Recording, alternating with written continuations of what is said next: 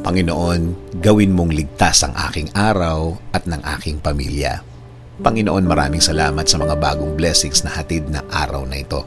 Alam ko, Lord, na marami ka na namang pagpapala na ibibigay sa akin. Marami kang blessings tulad na lang ng nagising ako sa araw na ito. Ito pa lang, alam kong may plano ka pa para sa akin. At alam ko, Lord, na lahat ng plano mo, lahat ng bagay na gusto mong gawin sa buhay ko, ikakaganda ng aking buhay. Ikaka-level up ng aking araw-araw. At alam ko din, Lord, na alam mo ang lahat ng nangyayari sa aking buhay. Alam ko din na bahagi ng blessings mo sa akin ay ang pag-aalaga mo sa akin. Na gawin akong safe saan man ako magpunta at saan man ako andun. Ginagawa mong safe ang lugar na yun. At alam ko, Lord, na since ikaw ang nangunguna ng aking buhay, alam kong patuloy mo akong i-guide sa mga darating na araw at panahon at sa lahat ng aking gagawin sa mga susunod na araw, linggo at mga taon na darating sa aking buhay. Kaya ngayon, Lord, kasama po ng aking dasal na ito na alagaan at protektahan mo din ang aking pamilya, Lord. I-bless mo sila sa lahat ng kanilang gagawin at pupuntahan. Patuloy niyo po silang i-guide at gagawing blessed kahit saan man sila magpunta.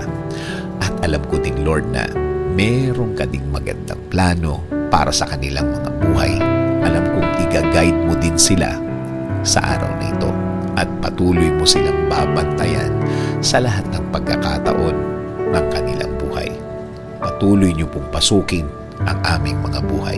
Patuloy niyo kaming bigyan ng direksyon sa lahat ng pagkakataon.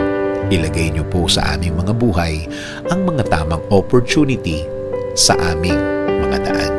Bigyan niyo din po kami ng guidance sa lahat ng aming gagawin sa araw na ito at sa mga susunod, mga gagawin na nakaayon sa inyong plano, Lord, para maging pleasing po sa inyo ang aming buhay. Gawin niyo rin pong ligtas ang mga biyahe na gagawin namin sa araw na ito. Ilayo niyo po kami sa mga masasamang pangyayari na pwede naming ikapahamak.